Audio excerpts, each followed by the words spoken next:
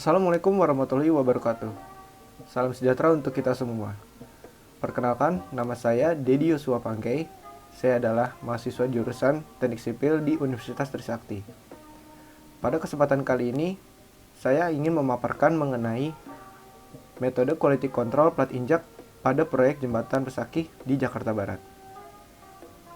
Pertama-tama saya akan menjelaskan secara umum terlebih dahulu. Kegiatan quality control dalam pekerjaan konstruksi memegang peranan yang cukup penting karena quality control dapat menentukan kualitas dari hasil pelaksanaan pekerjaan pada proyek tersebut. Pengawasan terhadap mutu pekerjaan yang baik akan menghasilkan kualitas pekerjaan yang baik. Quality control membutuhkan pengalaman dan pemahaman yang baik tentang pengendalian mutu melalui spesifikasi teknik yang digunakan dan metode praktis dalam pemeriksaan mutu pekerjaan. Tugas dari quality control ini adalah untuk mempelajari dan memahami spesifikasi teknis yang digunakan pada proyek konstruksi. Kemudian, pada quality control perlu diperhatikan kelayakan dan dicek kembali dari peralatan pengendalian mutu yang digunakan agar hasil pekerjaan lebih baik. Selanjutnya, saya akan menjelaskan mengenai quality control pembesian pada plat injak di jembatan Pesaki. Tugas quality control pada pekerjaan plat injak di proyek jembatan Pesaki, Jakarta Barat adalah melakukan pengecekan di lapangan terkait pembesian. Guna dari pengecekan ini adalah menyesuaikan apakah gambar dari shop drawing sudah sesuai atau belum sebelum kita masuk dalam tahap pengecoran dan backcasting. Pada tahap ini perlu diperhatikan toleransi diameter baja tulangan yang mengacu pada SNI 072052 tahun 2002. Berikut adalah tabel ukuran toleransi beton SNI.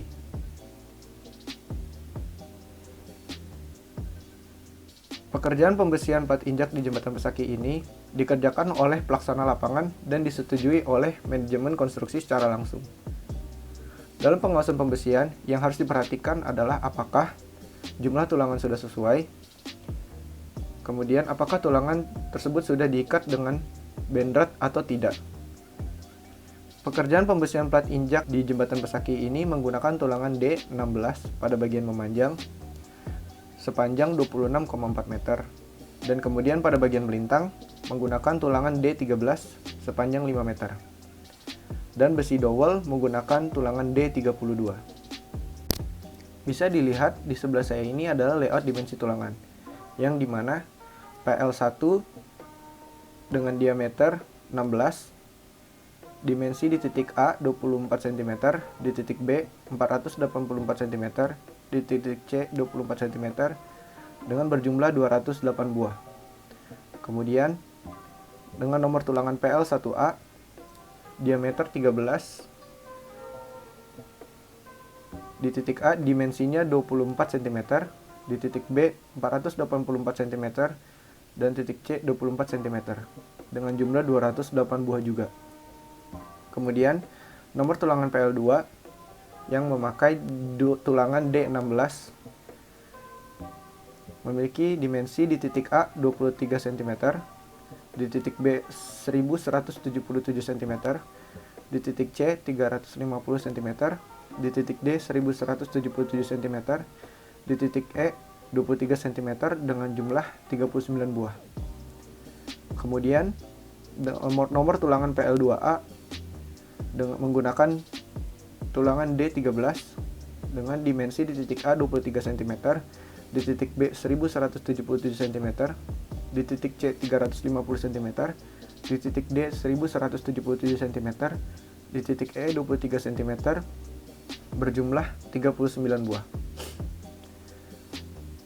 Kemudian pada nomor tulangan PL3 menggunakan besi tulangan D13 dengan dimensi di titik A 15 cm, di titik B 18 cm, di titik C 20 cm, di titik D 18 cm, di titik E 15 cm, berjumlah 630 buah. Berdasarkan checklist yang dilaksanakan oleh pelaksana lapangan, bisa kita tarik kesimpulan bahwa jarak penulangan longitudinal dan transversal pada pekerjaan plat injak ini sudah sesuai dengan shop drawing. Namun, ada checklist yang masih belum sesuai, seperti jumlah decking beton. Dengan adanya checklist yang masih belum sesuai, maka diperlukan penambahan jumlah dinding beton agar tidak menempel terhadap backcasting. Selanjutnya, quality control pemasangan backcasting di plat injak pada proyek jembatan Pesaki. Tugas QC selanjutnya adalah pekerjaan pemasangan backcasting. Tugas QC pada pemasangan backcasting ini adalah untuk melakukan pengawasan terhadap dimensi backcasting, pemilihan materai, dan kekokohan scaffolding serta supportnya. Pentingnya pengawasan terhadap pemasangan backcasting ini karena pekerjaan ini akan memberikan bentuk pada pekerjaan pengecoran, sehingga pekerjaan pemasangan backcasting ini harus dilakukan dan dilaksanakan sesuai dengan spesifikasi di shop drawing. Pekerjaan pemasangan backcasting pada plat injak ini menggunakan bahan balok kayu dengan ukuran 5 cm x 7 cm, 6 cm x 10 cm, dan 10 cm x 10 cm, dan dikunci dengan angkur. Panjang backcasting plat injak ini adalah 5 meter dan lebar 26,4 meter, yang sesuai dengan shop drawing. Berdasarkan checklist yang dilaksanakan oleh pelaksana lapangan, bisa kita tarik kesimpulan bahwa kesesuaian dimensi, kerataan, kekuatan support sudah sesuai dengan shop drawing dan standar yang ditentukan. Namun, dari checklist yang dilaksanakan, masih ada yang belum sesuai, seperti kerapihan dari pemasangan backcasting dan kualitas material yang digunakan pada backcasting. Dengan adanya checklist yang masih belum sesuai ini, maka beberapa material pada backcasting perlu diganti dengan yang lebih baik, dan tentu kualitas yang lebih baik, sehingga kerapihan serta kelurusan pada backcasting ini bisa sesuai dengan standar yang ditentukan. Selanjutnya adalah quality control pengecoran pada plat injak di jembatan Pesaki. Tugas QC selanjutnya adalah pekerjaan pengecoran yang dikerjakan setelah penulangan dan backcasting. Tugas dari QC pada pekerjaan ini adalah untuk menjamin bahwa mutu beton pada proses pengecoran berjalan sesuai dengan mutu beton yang direncanakan. Selain menjamin mutu beton, tugas QC-nya selanjutnya adalah melakukan uji SLAM dan pengambilan sampel untuk uji kuat tekan. Pekerjaan pengecoran pada plat injak di jembatan Pesaki ini menggunakan mutu beton FC Prime 20,75 MPa, sesuai dengan yang direncanakan sebelumnya. Persiapan pengecoran yang pertama adalah melakukan uji SLAM pada saat setelah truk mixer tiba di area pengecoran. Setelah uji SLAM dilakukan, selanjutnya adalah mengambil sampel untuk uji kuat tekan di laboratorium. Berdasarkan checklist yang dilaksanakan oleh pelaksana lapangan, bisa kita tarik kesimpulan bahwa kesesuaian mutu beton yang dilakukan pada saat pengecoran sudah sesuai dengan yang direncanakan sebelumnya. Selanjutnya adalah uji SLAM. Pengujian uji SLAM dilakukan apabila truk mixer dari PT AD Mix Beton sudah sampai di lokasi proyek. Pengujian SLAM dilakukan untuk mengetahui mutu beton, kualitas beton, dan workability atau kemudahan dalam pelaksanaan pekerjaan saat pengecoran beton. Tingkat kemudahan pekerjaan beton berkaitan dengan keenceran adukan beton. Nilai SLAM memiliki syarat tertentu yang sesuai dengan RKS, yaitu nilai SLAM dianggap memenuhi apabila hasil uji SLAM berada pada batas lebih 2 cm dari 12 cm atau kurang 2 cm dari 12 cm. Apabila nilai SLAM di bawah atau di atas dengan RKS, maka pengawas berhak untuk menolak menyetujui beton segar yang dikirim dari PT AD Mix Beton. Pihak QC dari kontraktor utama akan melakukan uji SLAM. Pengambilan sampel uji SLAM dianggap memenuhi apabila hasil uji SLAM berada pada batas yang sudah sesuai dari RKS tersebut. Tahap melakukan uji SLAM adalah: yang pertama, isi kerucut Abrams dalam 3 lapis secara bertahap. Kemudian, padatkan dengan batang padat, lalu dirojok sebanyak 25 kali. Kemudian, bersihkan sisa kelebihan beton yang terdapat di tepi luar kerucut Abrams. Kemudian, angkat kerucut Abrams secara perlahan dan secara tegak lurus ke atas. Kemudian, putar kerucut Abrams secara vertikal. Lalu, letakkan batang padat di atas tepi dari kerucut Abrams. Kemudian, ukur jarak antara permukaan beton dan tepi bawah batang padat menggunakan alat ukur meteran. Dari hasil uji SLAM yang didapatkan untuk pengecoran plat injak pada jembatan Pesaki ini, dapat hasilnya adalah 11 cm dan sesuai dengan standar RKS. Selanjutnya, uji kuat tekan beton. Setelah melakukan uji SLAM, selanjutnya adalah melakukan uji kuat beton. Dengan tujuan dari uji kuat beton ini adalah untuk menghindari dan mengurangi kegagalan struktur jika dilakukan dengan cara yang benar dan cermat. Pengambilan benda uji kuat tekan beton pada plat injek ini dapat diambil secara bersamaan dengan adukan sampel uji selam. Untuk uji kuat tekan beton diambil 4 buah sampel. Cetakan untuk benda uji kuat tekan beton terbuat dari besi yang berbentuk silinder dengan tinggi 30 cm dengan diameter 15 cm. Bagian silinder ini memiliki pengait pada bagian badannya yang digunakan untuk membuka dan menutup beton yang akan diuji di laboratorium. Langkah-langkah pembuatan benda uji kuat tekan di lapangan adalah sebagai berikut. Yang pertama, menyiapkan cetakan silinder dan diberi oli di bagian dalam. Kemudian, isi cetakan dengan adukan beton 3 bagian secara bertahap. Selanjutnya, padatkan dengan batang padat, lalu dirojok sebanyak 25 kali, lalu ketuk sisi cetakan secara perlahan hingga bekas rojokan tertutup. Kemudian ratakan permukaan beton dan tutup dengan bahan kedap air. Selanjutnya, langkah-langkah pengendalian sampel benda uji kuat tekan di laboratorium. Yang pertama, benda uji yang telah kering dilepas cetakannya. Kemudian benda uji direndamkan dalam bak air.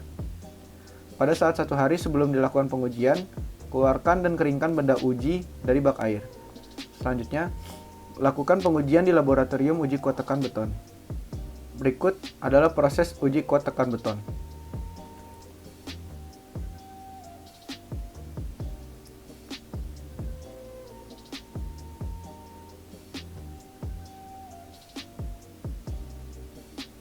Dan berikut adalah hasil uji kuat tekan yang dilakukan di Mix Indo, Tangerang Selatan.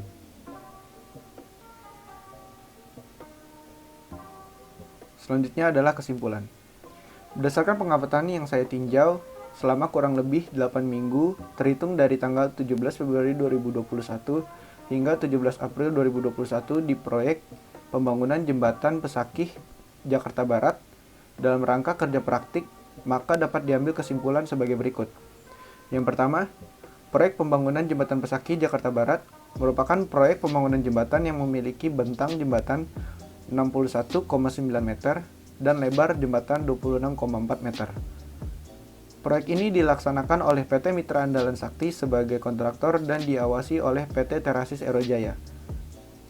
Yang kedua, ketersediaan besi dowel ukuran D25 pada plat injak tidak ada, lalu diganti dengan besi dowel D32. Yang ketiga, terjadinya keterlambatan pada proses pengecoran plat injak yang diakibatkan karena jumlah beton decking yang kurang pada proses pembesian. Yang keempat, terjadinya keterlambatan pada saat proses pengecoran plat injak yang diakibatkan pemilihan material untuk backcasting masih kurang baik. Yang kelima, pentingnya pengujian SLAM sebelum dilakukannya pengecoran untuk mengetahui workability dari beton. Hasil uji SLAM yang didapat pada pengecoran plat injak adalah 11 cm. Selanjutnya adalah saran. Berikut merupakan saran yang dapat saya berikan terhadap proyek Jembatan Pesakih, Jakarta Barat.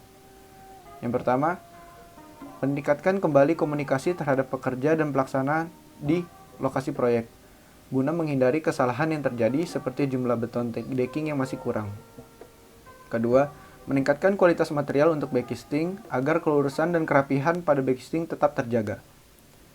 Yang ketiga, tim pengawas atau kepala pelaksana harus lebih terus memperhatikan dan memantau pekerjaan dengan ketat sehingga proses pelaksanaan tetap berjalan sesuai dengan rencana dan tetap sesuai jadwal. Yang terakhir, perlu diperhatikan dan mendokumentasikan pada saat proses uji kuat tekan beton di laboratorium. Sekian pemaparan saya mengenai bab 4 dan bab 5 saya. Kurang lebihnya mohon maaf. Wassalamualaikum warahmatullahi wabarakatuh.